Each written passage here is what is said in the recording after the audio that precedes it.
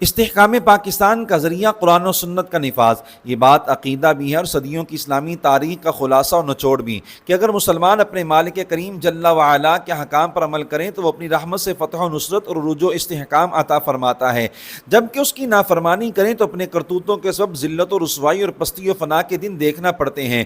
سیدنا نوح علی نبینا وعلیہ الصلوات و تسلیمات کی قوم غرق ہونے سے لشکر ابرہہ کی تباہی تک اور ریاست مدینہ منورہ کے قیام سے تحریک پاکستان کی کامیابی تک اس کی بے شمار مثالیں موجود ہیں۔ چنانچہ ارباب اختیار میں سے جو پاکستان کے مخلص ہیں انہیں اس کی بقا اور استحکام کی خاطر اس میں قرآن و سنت کا نظام عملی طور پر نافذ کرنے کے لیے اقدامات کا آغاز کرنا چاہیے۔ نفاذ قرآن و سنت پر استحکام کا وعدہ الہیہ۔ دین اسلام کی خدمت کرنے والوں سے استقامت و استحکام کا وعدہ فرماتے ہوئے باری تعالی نے فرمایا، یا ایھا الذین آمنوا ان تنصروا اللہ ینصرکم ویثبت اقدامکم۔ اے ایمان والو، اگر تم اللہ کے دین کی مدد کرو گے تو اللہ تمہاری مدد فرمائے گا اور تمہیں ثابت قدمی عطا فرمائے گا۔ میدان جنگ میں بھی ڈٹے رہو گے، اسلام پر بھی استقامت نصیب ہوگی اور پل صراط پر بھی تمہارے قدم نہیں ڈگمگائیں گے۔ خود کو عقل مند سمجھنے والے کئی احمق یہ سوچ پھیلاتے ہیں کہ دین پر عمل کی برکت سے استحکام کی بات کرنا جذباتی لوگوں کا کام ہے۔ بھلا ایسے بھی کبھی معیشت پختہ ہوئی ہے؟ حالانکہ نظام قرآن و سنت کو استحکام کا ذریعہ قرار دینا جذباتی بات نہیں، 100% سچی حقیقت ہے، جس کی آیت مذکورہ سے بھی تائید ہوتی ہے اور اسلامی تاریخ بھی اس کی تصدیق کرتی ہے۔ البتہ اسے جذباتی بات کہنے والے غلط فہمی کی وجہ سے اپنی حماقت کو عقل کا تقاضا سمجھ بیٹھے ہیں۔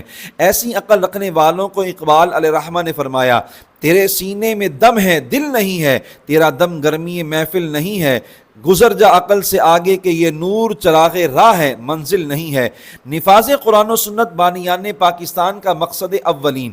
اگر ہم سوچیں کہ وہ کون سی طاقت تھی جس نے مختلف زبانوں اور علاقوں سے تعلق رکھنے والے کروڑوں مسلمانوں کو ایک گڑی میں پرو دیا تھا، کس مشن کے لیے لاکھوں مسلمانوں نے اپنی جانوں کا نذرانہ پیش کیا تھا، کیا مطلوب تھا کہ لاکھوں افراد نے اپنے گھر بار چھوڑ کر ہجرت کی تھی، بلا شبہ و بلا مبالغہ ان کا ایک ہی مقصد و مطلوب تھا کہ ہمیں ایک ایسی ریاست مل جائے جہاں قرآن و سنت کا نظام ہو، جہاں ہم بغیر کسی روک ٹوک کے دین اسلام پر عمل کر سکیں۔ ان کا نعرہ ہی ان کا مقصد و مدعا واضح کرنے کے لیے کافی ہے۔ پاکستان کا مطلب کیا؟ لا الہ الا اللہ۔ مارچ 1925 کو مراد آباد یعنی بھارت میں شہزادہ اعلیٰ حضرت مولانا حامد رضا خان علیہ الرحمہ کی زیر صدارت پورے ہندوستان سے تعلق رکھنے والے علماء و مشائخ اہل سنت و جماعت کی 4 روزہ کانفرنس منعقد ہوئی۔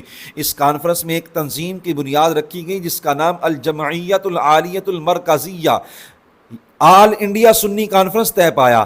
تنظیم کے صدر امیر ملت پیر سید جماعت علی شاہ علی پوری اور ناظم اعلیٰ صدر الافاضل سید محمد نعیم الدین مراد آبادی مقرر ہوئے۔ اس تنظیم کے تحت پورے ہندوستان میں مختلف اجلاس جلسے منعقد ہوئے جن میں کانگریس کی بھرپور مخالفت اور دو قومی نظریہ کی پرزور حمایت کی گئی۔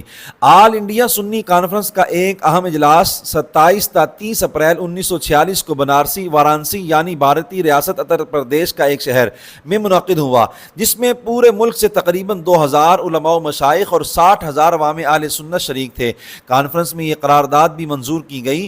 آل انڈیا سنی کانفرنس کا اجلاس مطالبہ پاکستان کی پرزور حمایت کرتا ہے اور اعلان کرتا ہے کہ علماء و مشائخ اہل سنت اسلامی حکومت کے قیام کی تحریک کو کامیاب بنانے کے لیے ہر امکانی قربانی کے واسطے تیار ہیں اور اپنا فرض سمجھتے ہیں کہ ایک ایسی حکومت قائم کریں جو قرآن کریم اور احادیث نبویہ کی روشنی میں فقہی اصول کے مطابق ہو۔